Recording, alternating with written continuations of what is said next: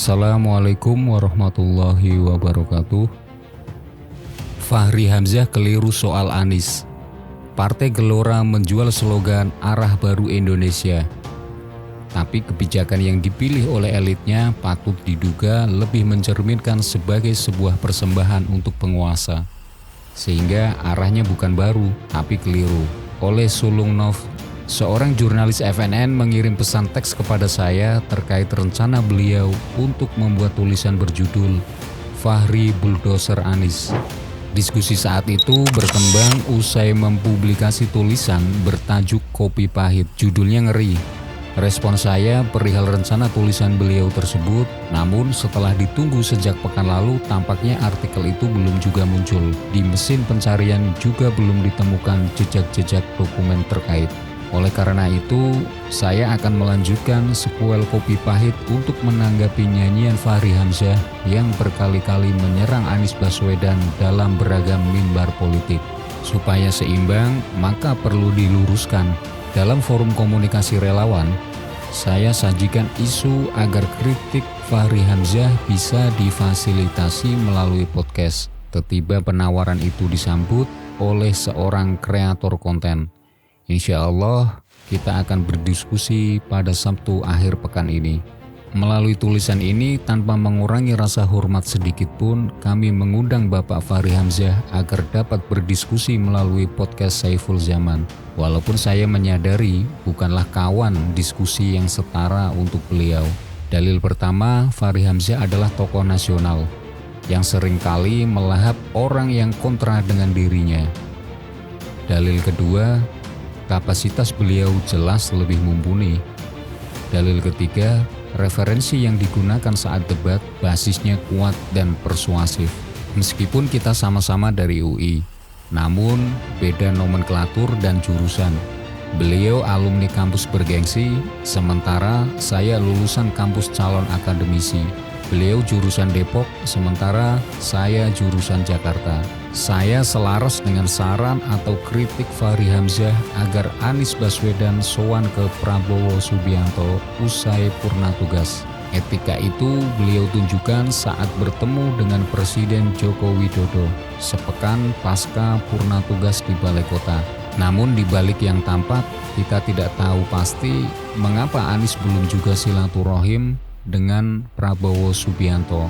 Dugaan saya beliau sudah berkomunikasi dengan Ketua Umum Gerindra, tapi bisa jadi kunjungannya belum diterima saat ini. Jika keadaannya demikian dan Anies sendiri merasa perlu menjaga kehormatan Prabowo Subianto, maka tuduhan Fahri Hamzah bahwa beliau tidak beretika jelas Fahri Hamzah kebablasan. Silahkan bandingkan dengan calon yang diusung Prabowo Subianto pada Pilgub DKI 1 dekade yang lalu. Teman-teman tahu kan apa yang saya maksud? Fahri Hamzah menuding Anies sebagai orang yang berada di luar gelanggang parpol, tapi berusaha membawa peruntungan dirinya ke dalam pentas kepemimpinan nasional sejak konvensi Partai Demokrat, sementara parpol kebagian capek. Beliau amnesia, presidensial threshold 20% diketuk palu saat dirinya memimpin sidang. Posisinya ketika itu adalah sebagai wakil ketua DPR dari fraksi PKS. Artinya, beliau mendiamkan sebuah sistem yang memblokir peluang hadirnya calon presiden independen.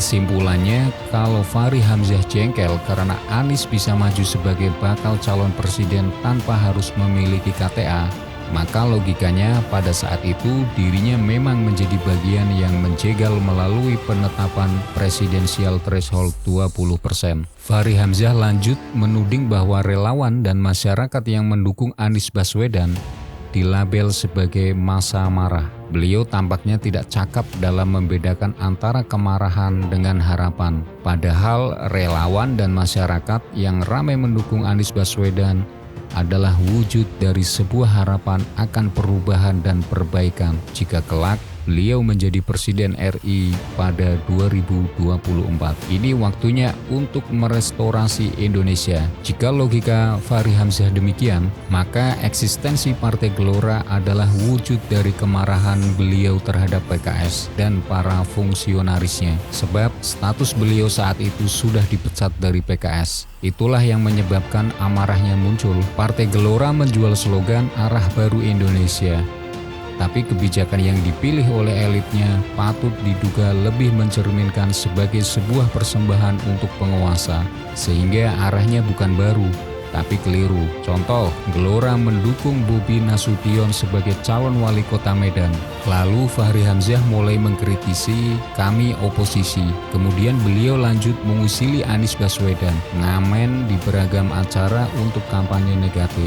Apakah persembahan itu ada kaitannya dengan kelancaran proses pendaftaran parpol, mulai dari verifikasi administratif dan faktual yang disyaratkan oleh Kemenkumham dan KPU? Wallahu a'lam. Perlu dibuktikan lebih jauh. Opini ini punya legal standing. Pertama, saya adalah relawan dari rekanan atau rekan Anies Baswedan. Kedua, memiliki KTA Partai Gelora. Ada kalanya aktif mengikuti acara Gelora Talks. Silakan cek validitas data keanggotaannya. Apa yang saya tuangkan di sini adalah sebagai penyeimbang dari seorang yang sebelumnya pernah menjadi instrumen pendukung berdirinya Gelora. Secara DNA, jika Fahri Hamzah mendukung Anies, maka sebaiknya beliau juga mendukung Anies.